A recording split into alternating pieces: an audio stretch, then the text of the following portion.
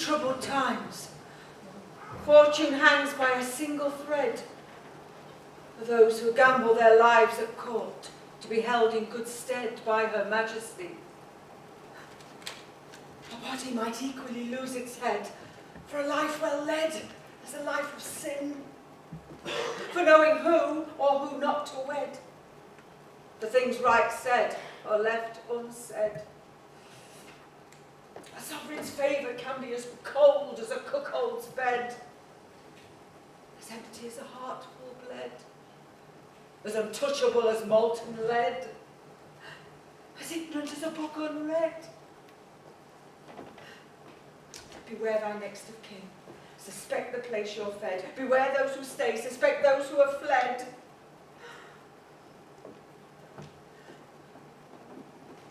The careful sempstress slowly sows her way to status, weaving her patterns between key players, binding each to each with pearls, not sequins, so that when the warp and weft of Catholic and Protestant are stretched on the rack, she might find herself supported by the frame, and not at the end of a noose or an axe.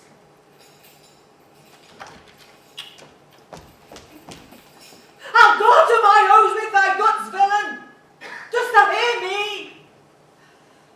I am Lady St. Lo, wife of William St. Lo, captain of the Queen's Guard, entrusted with ensuring the safety of Her Majesty's person at all times. I am Lady of the Privy Chamber to Her Majesty Queen Elizabeth.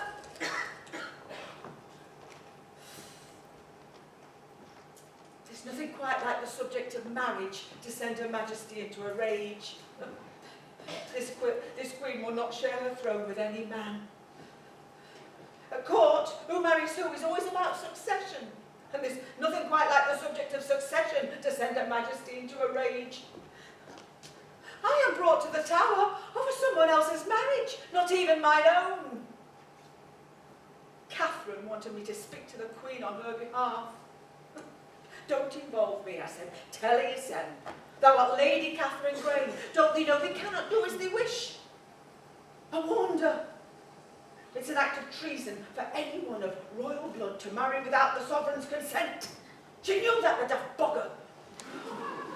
And after the Queen hath refused her permission, still she goes ahead and marries in secret. What was she thinking? Now with child, God save us. Oh, small wonder Her Majesty's furious. The girl hath nothing short of a death wish.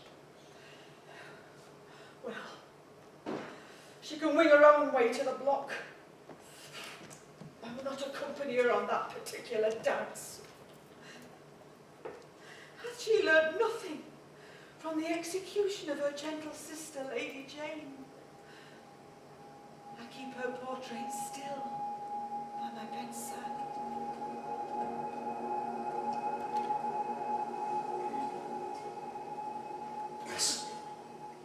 Bess, they will not let me see thee. Mine own dearest Will. Mine own, more dear to me than I am to myself. Tell me, thou art well? I passed the time. They have left me with my embroidery, but they hath also left me with my thoughts. Do not forsake. I have spoken to Sir Edward. He will question thee soon, and with great respect, or he shall answer to me. Look, how can Her Majesty doubt me? Speak to Her Majesty, Will. Tell her of my innocence. She will listen to thee. Did they not spend time together within these walls when she was the Princess Elizabeth? At that time, there were those who would die to have her as their sovereign, in place of her sister, the bloody Queen Mary. I would never implicate the Princess Elizabeth. I held my tongue, despite their threats to tear it from my mouth. Her Majesty owes thee her life. The Queen knows only too well the terrors of the Tower. She begged for the sword, and not the axe. It's prefer her own sweet mother, Anne Boleyn. Oh, go beseech Her Majesty. Her Majesty favours us both. She knows us for the loyal servants that we are. She cannot choose to believe that I would encourage the wilful Catherine in her treason.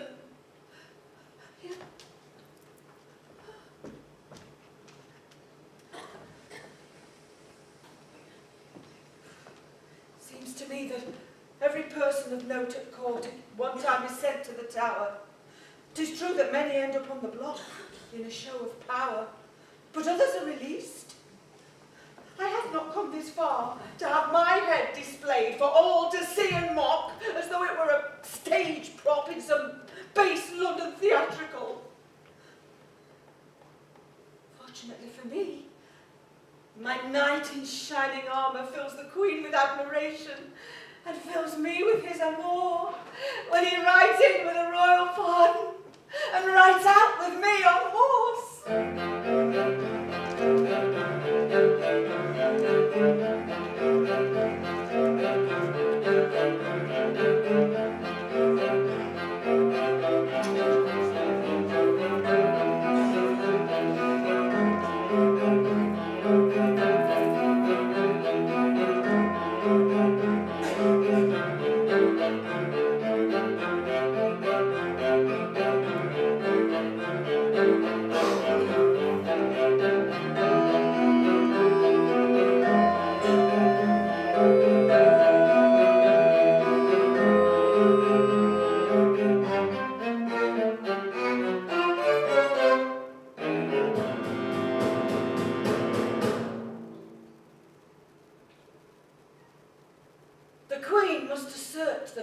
Given to her by God.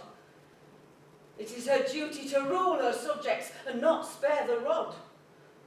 A sovereign is the spool on which the country turns, at times providing slack for her subjects to expand and invest, and other times winding in their excess. Our greatest Queen Elizabeth hath overseen an age of expansion into the New World and defeated the Spaniards. In commerce and science, theatre and fashion, we have excelled. But our dear monarch hath held fast against the forces of chaos and rebellion. Such has been my rich life at court, that I have oft times wrought from jail to jailer in a single stitch of the needle. With my fourth and final husband, George Talbot, Earl of Shrewsbury, we find ourselves especially favoured by the Queen to house her papist cousin, the Scottish Queen, Mary Stuart.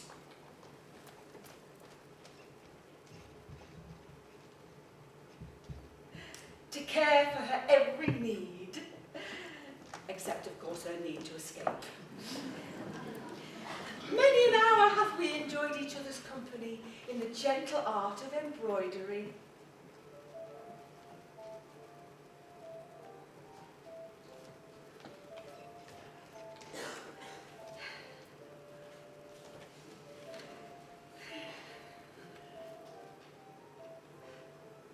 Your Royal Highness hath great talent with the needle. You must call me Mary, Mary Stuart, Queen of Scotland and France, and maybe one day Angleterre. A queen without a country, a Scot with a French accent.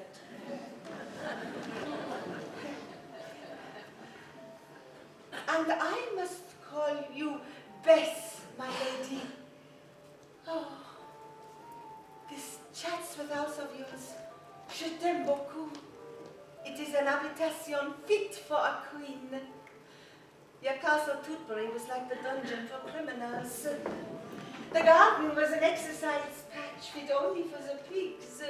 Oh. I ask if there's anything we can provide to improve her stay. I have the grief of the spleen. Peut-être you arrange for me to visit your famous spa hotel. Leopard, tell me what, it'd be a darn sight cheaper than her bathing in white wine at our expense. I require a cloth of state for my chair. Oh, and pigeons. Pigeons for the table? No, as pets. Pigeons? Methinks the cunning of which Lord Burleigh warns may yet be true. I reassure her Royal Highness, we are forever her humble servants, but we too are at the mercy of our Queen.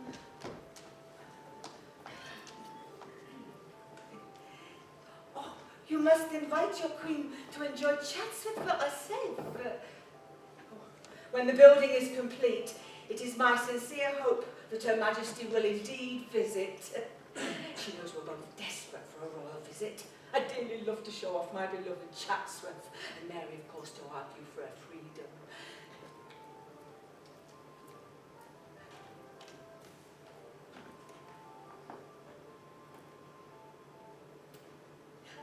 Does your Queen ask of me?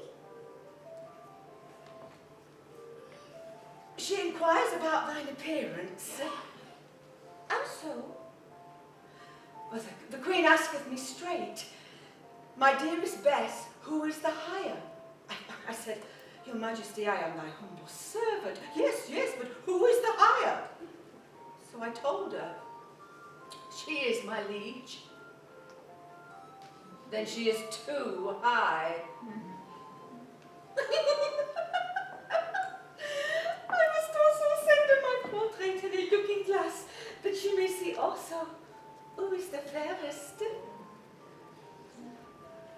Who could have thought that this Derbyshire lass would one day be tab-hanging between two great queens?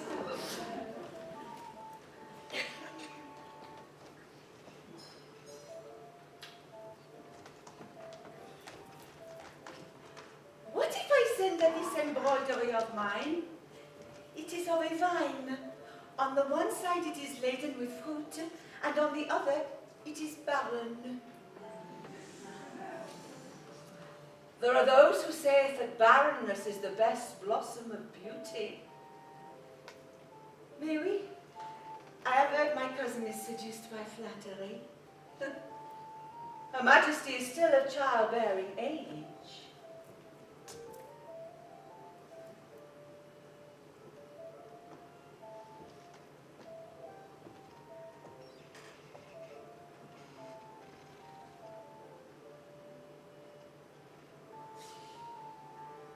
Her Majesty's husband is the kingdom of England. But can a kingdom satisfy a woman? And what of you, Lady Bess? What of your husbands? Oh. These images I saw are symbols of my husband's past. The lamb is Robert, my sweet child husband. The bear is William Cavendish, my rock and the father of my children. And the stag is Captain Sentlow, my knight in shining armour.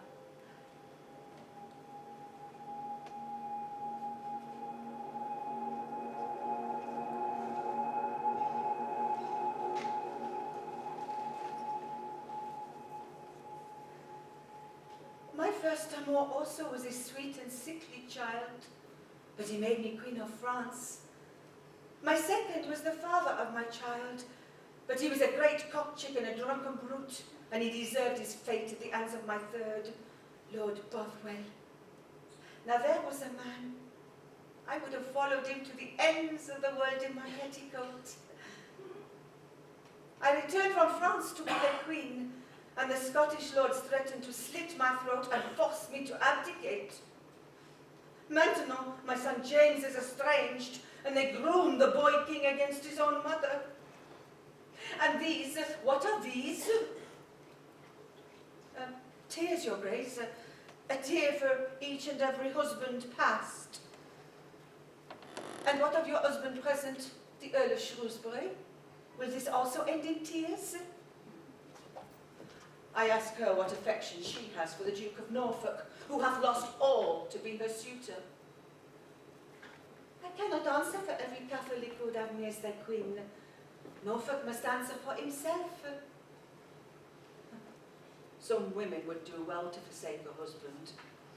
Our virgin queen might yet be wiser than we know.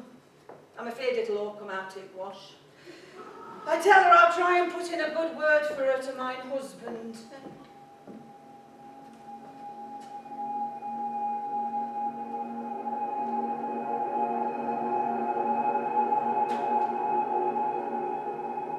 damn people? What are they doing here? They've come to see me. How so? Oh, George, just announce yourself in the courtly manner. At whose court? Mine, George. You're in my story. So be it. George Talbot, Earl of Shrewsbury. Her husband. Number 4. Countess of Shrewsbury. How she loves that title. She knew what she was doing when she went fishing for me. Marrying into the aristocracy. Sometimes you're not mistaken.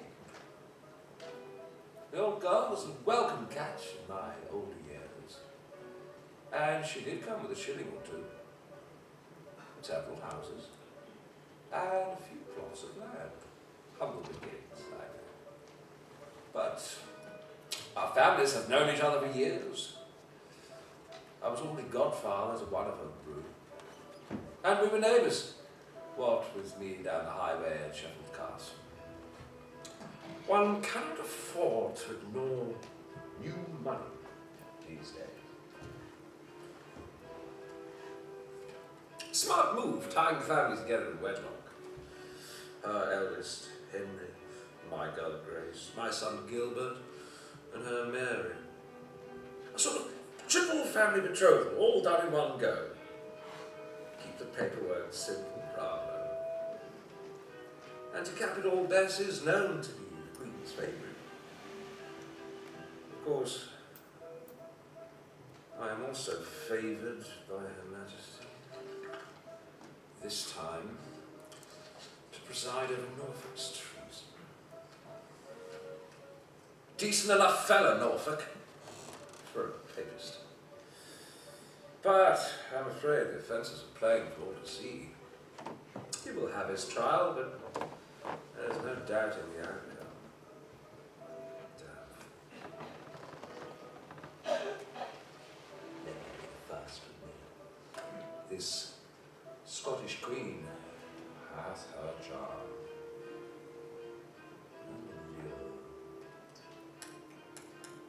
And that damn horny accent of hers. Good horsewoman too.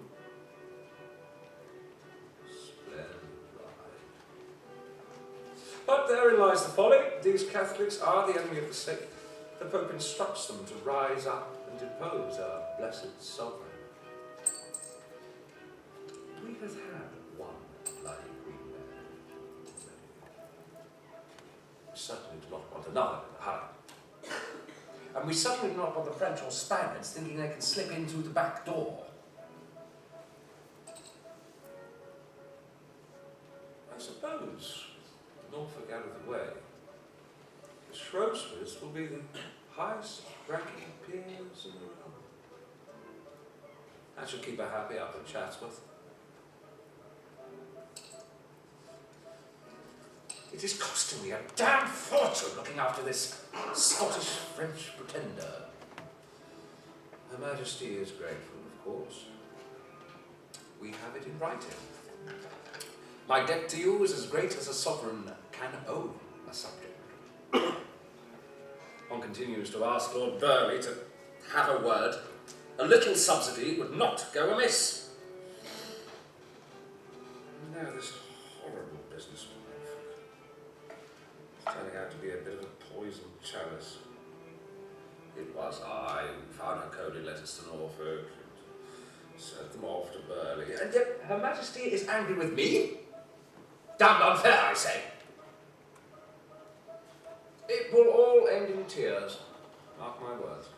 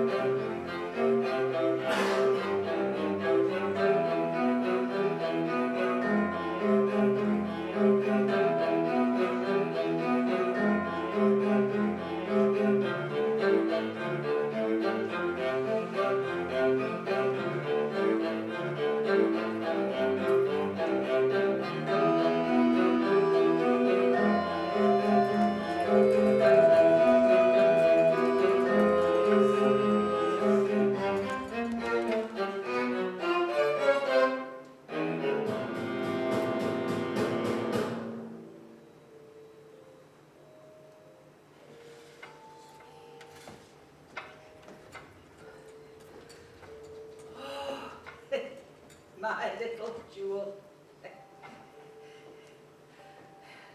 We need to find thee an husband. Not any random husband for my granddaughter, but one fit for a princess royal. Last 15 years now, Arbella, and of marriageable age. I was married since at thine age and widowed a year later. I know thou's been to court afore, but happen this time it will be different. Whilst ever Shrewsbury was alive, all I owned was his. But now that the mad dog hath been laid to rest, I finally send the richest woman in the land, not with holding her majesty, of course, with 37 manors, 400,000 acres of land, and the finest collection of tapestries. Oh. I shall teach thee about sheep and cattle farming and property rentals and leaseholds and quarries and mines and foundries. Oh. I shall teach thee about money lending and securing loans with mortgages and the joys of building. It is my intention to build us a new home at Hardwick, and the new hall shall be fit for a queen. I might be a belle dame 4 times widowed and in my 6th decade, but still I plot great ambitions for me and mine. Our sojourn to court shall be like a royal progress. We shall travel down as a family in separate coaches with 43 servants and 40 horse. I shall have 12 wagons of luggage. The rest I'll send ahead. We shall stop along the way for 7 nights and be sure to give 40 shillings to the poor of the town at every stop. In London, we shall stay at Shrewsbury House, our residence in Chelsea, looking over the Thames, where we shall entertain like royalty. Oh, I shall summon tailors to make us suitable wardrobes for court, and a gown for the Queen as a New Year gift. Oh, the capital shall have seen nothing the like since the last state visit. Oh, we shall go shopping, royal fur for thee, and new furnishings for the hall. Oh, aye. Thou wilt remember thy father, like mine own. Thou wert but an infant when he died. Me and thy grandmama Lennox, we knew it were a risk when we introduced thy parents without seeking the Queen's permission. But thou should know they married for love. Thy father was a Stuart of royal blood, as you know. Oh, all hell broke loose at thy birth. The Queen were furious. Grandmama Lennox was arrested. I was taken to the Tower. George had to plead with the Queen for our safety. Aye. Thy cousin James is King of Scotland and first in line to the throne of England. His mother, thine Aunt Mary, God rest her soul, was second in line. But since her execution, second in line falls to thee. Oh, Queen Elizabeth started out third in line just like thee, and then second, and then look what happened. Oh, what if something should happen to James? There's always those who plot to crown thee for their own political ambitions, Arbel. Arbel! Listen to thy grandma, Bess. She knoweth best. Aye, lass, thou's some pedigree. My little jewel is a proper princess. Thou resemble thy mother in looks. Dost thou remember her? Thou were but 6 or 7 when I lost my sweet young Elizabeth. There's a long line of Elizabeths in our family. Happened why I ended up Bess. She made me promise to take care of her little innocent. I wrote the Queen, asking if I could adopt you. Just I remember, thou wrote me, oh, my good lady grandmother, and sent me a pot of jam and clippings of thine hair. Oh. We still had an Aunt Mary, the Scottish Queen, living with us, but my plans were always with thee. I encouraged George to service Mary as far as possible, whilst I set to caring for thee. Oh, and now the Duke of Parma hath requested a portrait of my little jewel. The Spanish ambassador shall be at court to meet us. We could finally send Crown Queen of Spain afore long. Would that pleaseth thou well? For certes it would not please her Majesty, who will not risk her crown falling into Spanish hands.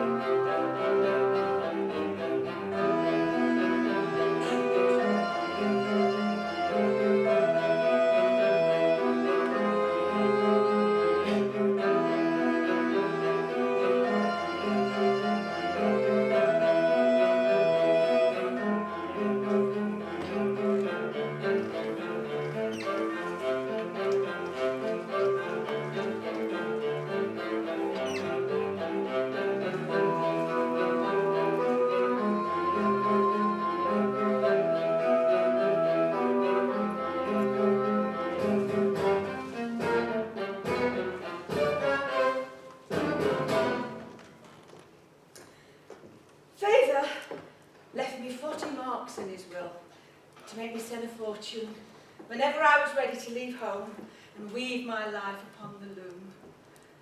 I was a babe in arms when Fegan died. Mum kept her 5 children close to her bedside. On the bedstead, she hung a holy stone on a black cotton thread to ward off nightmares of the unknown. A widow is not allowed to keep her husband's estate, most of which is taken by the crown. So Mum remarried that we might keep our home, the manor house at Hardwick, where our family had lived for 2 centuries.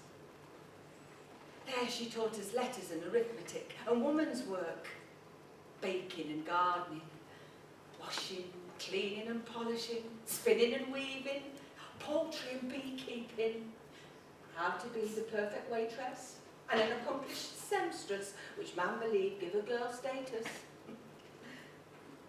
We played in the gardens with dolls and models, slingshots and spinning tops, bows and arrows, hide and seek and leapfrog. Age 12, as a little miss, I took my 40 marks and was sent into service for Lady Zooch, where I was betrothed to the gentle and sickly Robert Barlow. We were but children, dressing up in married clothes. I was a bride of restricted years, tending as a nurse by his bedside, until my little lamb Robert died. I was sent to the great city of London to wait upon Lady Frances Grey, where I learned how to dance and play the virginals, and was taught all about fashions and furnishings to prepare me for a life at court. Lord Cavendish, a close friend of Henry Grey, spent many a day with us hunting and gambling, and I must say, the attention paid to me by Sir William Cavendish left me feeling flushed and rather foolish. This is me, age 19, in service at the home of Lord and Lady Henry and Frances Grey. Not now, Cavendish. I'll call thee up when I'm good and ready. Yeah, honestly, whose story do they think this is? Yeah. I have an important speech to deliver fast.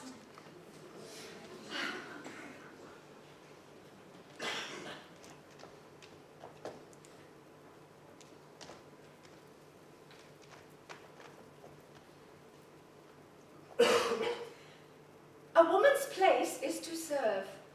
I know this. As a girl, it is to serve her parents and bring no shame unto the good family name. Then it is to serve in a fine lady's home and learn to run a household. As a woman, it is to serve her husband, to keep a good house and a warm bed for him, that he might provide for his children. As a mother, it is to serve her children, that they might grow up decent and use their talents wisely. As a loyal subject, it is to serve her sovereign and defend their divine right to rule.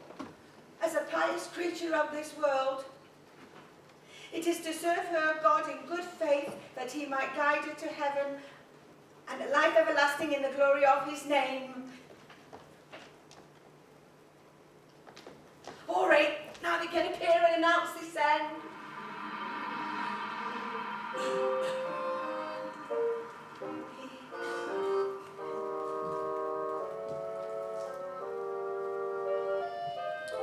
Sir William Cavendish, at thy service. Good. Thou canst proceed to woo me. A great beauty, as we said. Regular, attractive features. Sharp, intelligent expression. Slender, upright carriage. Well-shaped hands. That's a good sign of breeding. Blue eyes, flaming red hair, all curls. Probably a bit fiery. I know he's twice my age, but it's only numbers after all. He's a great big corpulent bear of a man, but a good belly on a man is a sign of fine living and wealth. Treasurer of the king's chamber. I like a man with a head for figures. He made his wealth from the dissolution of the monasteries. We're both followers of the new reformed religion and pray from the new common book of prayer.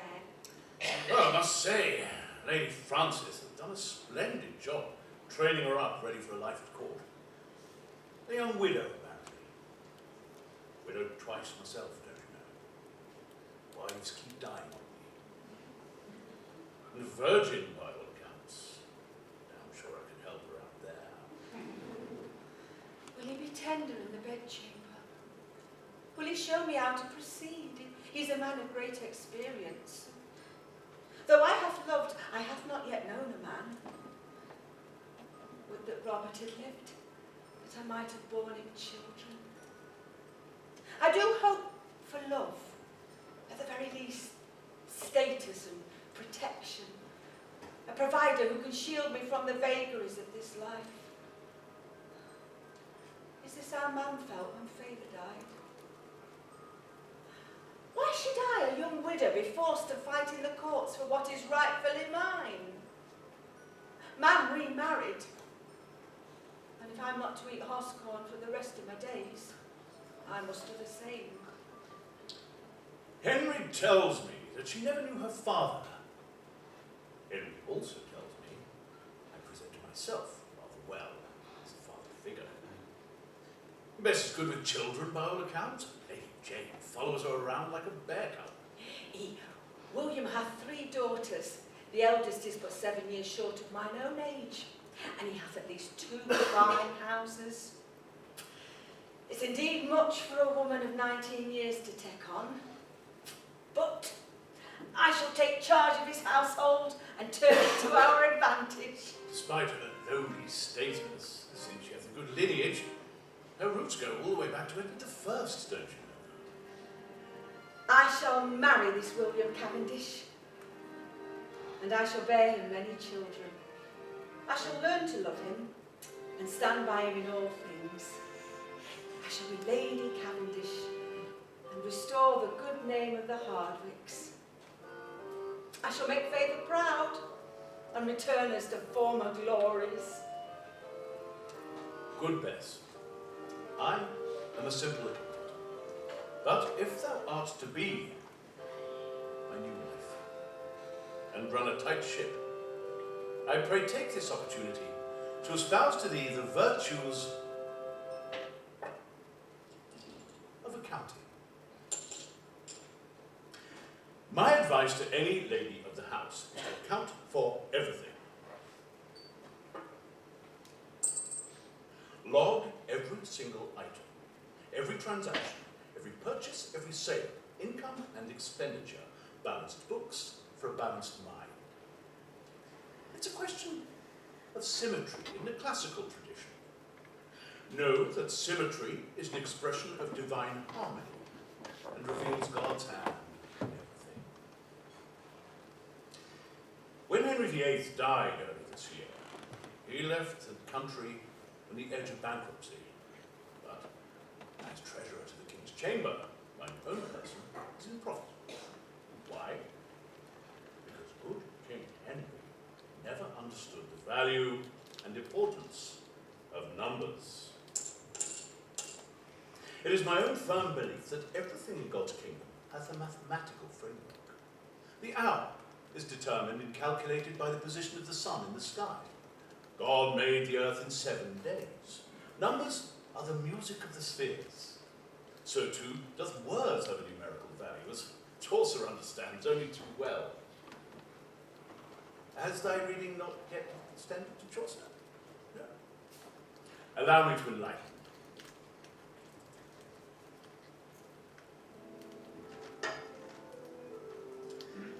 A gift of his poems, the legend of good women. Thou wilt find much in to entertain, not least Penelope's tale, of the virtues of honesty, loyalty, and patience. Hath thy experienced the theatre yet? No? Then, if it pleaseth, I shall take thee to the York Mysteries, whereupon we shall witness the role of divine numbers in creation. It's said that good luck comes in pairs, like husband and wife. As such, we shall enjoy a little gambling together.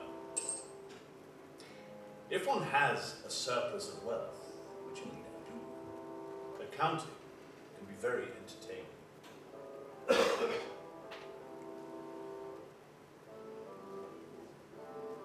One needs to learn to hedge one's bets in this life. The fox knows if he is to avoid the snare, he must not use just the one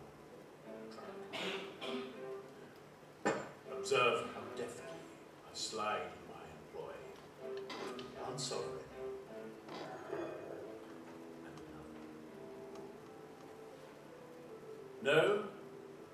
Charity hath a role in the balance between rich and poor. Never give to the thriftless poor, the idle beggars, vagabonds, rogues, thieves, strumpets, who wander from parish to parish begging and stealing. Give instead to the true poor. Those poor by impotence, the orphan, the aged, the blind, the lame, and those poor through casualty, the wounded soldier, those people with disease. These must be provided for by the parish in which they live. In family matters, know that half of all babies die in the first 12 months. There is a need to plan for more births than are required if we are to build a substantial family life together.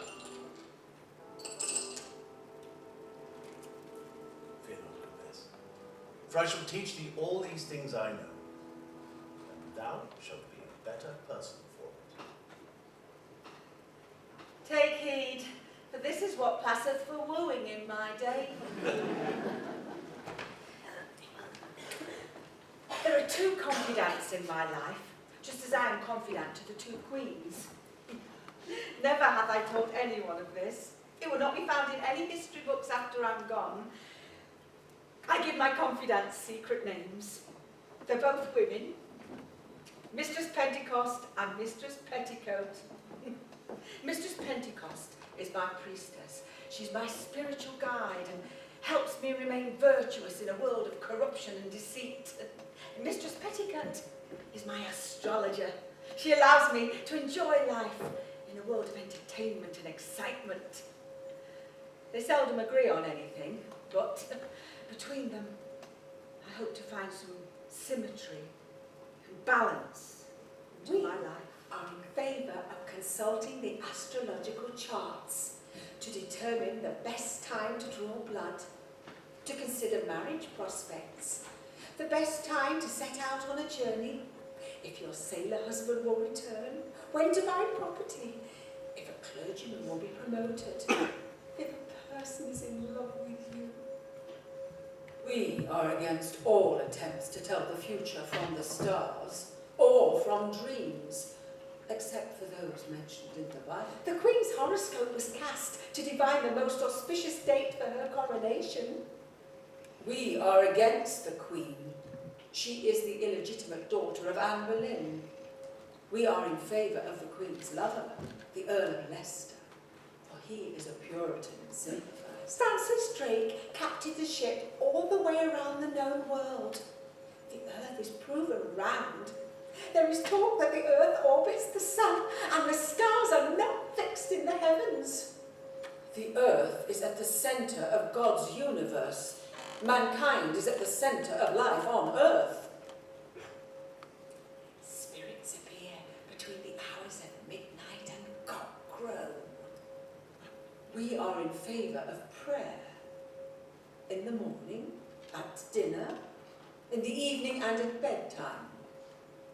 It is a crime not to attend church on Sundays and holy days.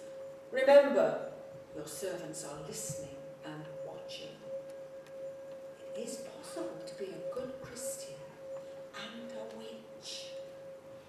We are against dancing, singing, playing the organ in church, theatre, maypoles, games, smoking, drinking, whoring and bear-baiting on a Sunday. On other days it is permissible. Good harvest, leave 12 corns for the 12 months of the year on a hot hearth. If a woman dreams of her lover presenting her with a swine's head as a gift, she shall forsake him. Do not lend fire to a neighbour, or your horses will die. You can hurt a man by burning his excrement. We are against colourful clothes and foreign clothes, especially fashion. Ruffs that make the head look like it's being served on a plate. Silk stockings. Breeches on boys under 6 years of age. Unmarried women wearing doublets partially unbuttoned at the front to show cleavage. Venetian gowns. Polish black velvet gowns. Dutch black velvet gowns with Spanish sleeves. Spanish sleeves on French gowns with Dutch cloaks. White Spanish leather boots with high heels. We are against makeup, except to cover pockmarks. We are against perfume, especially musk. And we are against mirrors.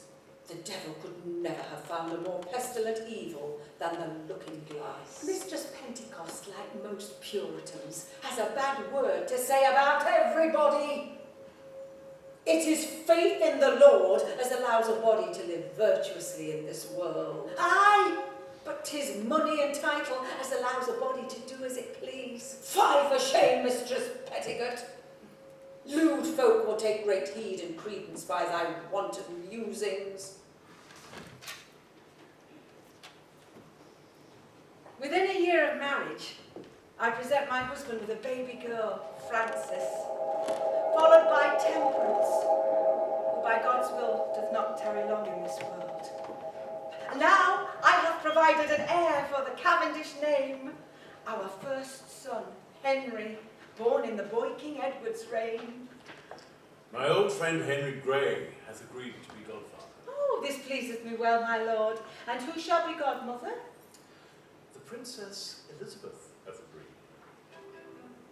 Who'd have thought? Henry VIII's daughter and my little Henry. A royal princess to christen our golden boy is the finest start in life a mother could wish for. There is more. I have taken thy advice and purchased Chatsworth at a bargain price. I shall instruct my master mason to design a fine new house for us. I shall be thy builder and see to it that the work is of the highest standard. I have commissioned the finest blue livery for our staff, to demonstrate the high status of our household. I shall furnish it with the finest tapestries. I have ordered us a bed, laced with pearls and carved with the Cavendish crest. Oh, my lord, I shall be thy most grateful mistress.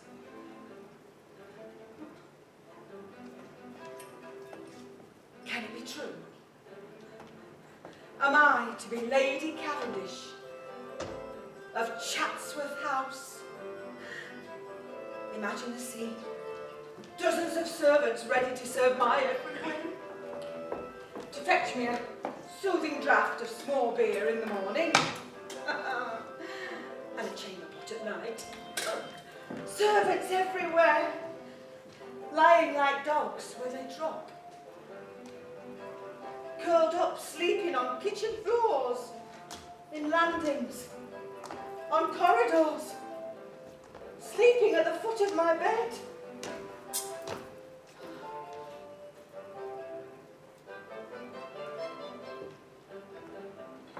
For 9 days, England has 2 queens. The Catholic Queen, Mary Tudor, and the Protestant Lady Jane Grey. Mary seizes power, and Jane is held in the Tower with her father, Lord Grey.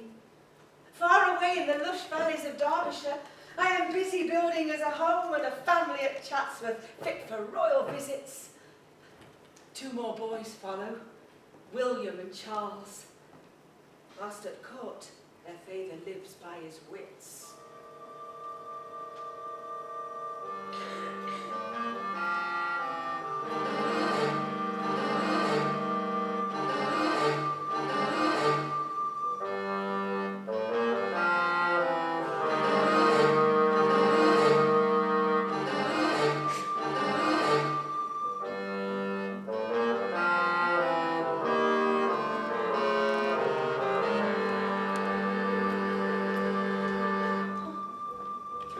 It is indeed a royal coup to have Queen Mary as godmother to baby Charles, but to invite Lord Grey fresh from the Tower on charges of treason to be his godfather. Hast thou lost thy wits, my lord? Lady Grey hath pleaded with the Queen for Lord Grey's life, and Her Majesty has shown her mercy. All will be well. It will afford Lord Grey the chance to plead for Lady Jane's life. She's my dearest friend. Yes, and none care more than I for poor Lady Jane. But thou knowest, it is to be a Catholic christening. It can be nothing else in the presence of Queen Mary. Our children's lives are worth a mass. Lord Grey has agreed. Thereby he can show his allegiance to the Queen.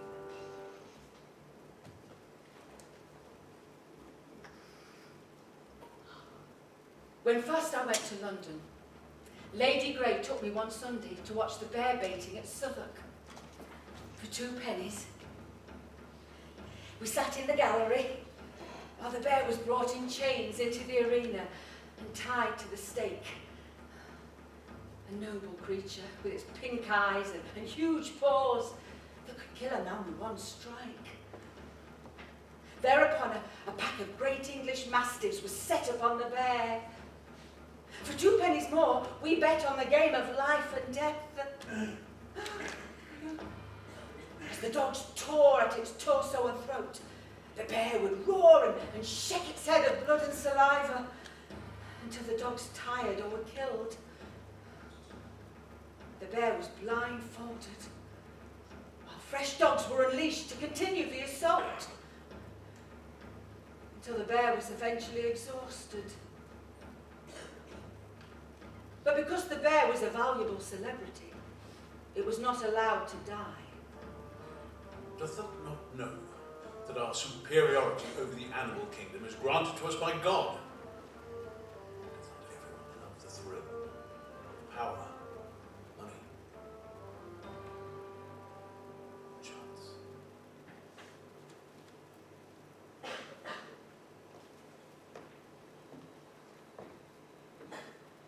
Bloody Queen Mary is infatuated still with King Philip of Spain, and is raising money again to fund his wars. There's much talk of the Inquisition arriving on our shores. Neighbours are baiting neighbours. Hatred turns to grief as hundreds of men and women are burned alive for their beliefs. A celebrity scaffold is prepared. A blindfolded Lady Jane bears herself towards the block in public view, crying out to her executioner, "What must I do?" The axe falls once, the axe falls twice, until her headlong roll like a dice into the crowd who chant in a game of money, power and chance.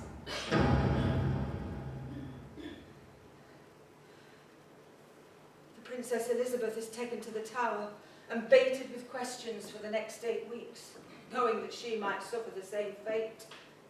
The public must be satisfied. But with no evidence, Mary agrees. Her sister Elizabeth will not be tried.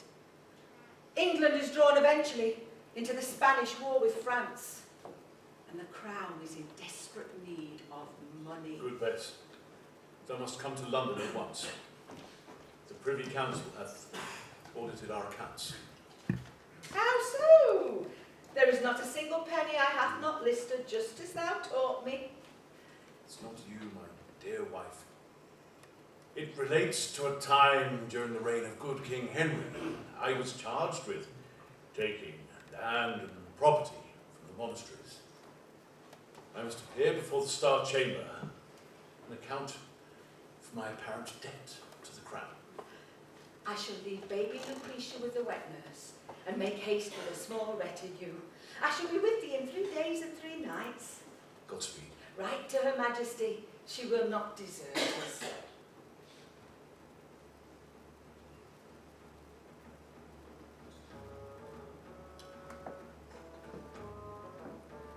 I, Sir William Cavendish, most humbly beseech your Royal Majesty to pardon all things whereof I am most untruly deceived, unto Her Majesty's merciful consideration, I most humbly submit myself.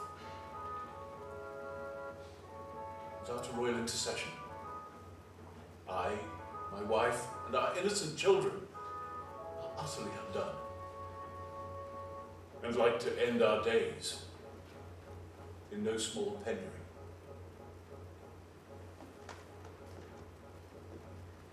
"12 days after the hearing, my beloved William is dead. Our baby Lucretia, by God's will, hath also from this world departed. Family is everything to me. I am aged 30, with 6 small children, and yet again find me sent forced to the courts. William's debt does not die with him, so I cannot afford to dwell on regrets. If a woman is to truly serve her family in this world, she must first learn to serve her sen. My Lady Cavendish, henceforth thou shalt be known as Bess the builder of grand and stately homes. But be warned, the grey Malkin hath spoken. The prophecy states, when the last stone is laid and the building stops, then Bess the builder shall be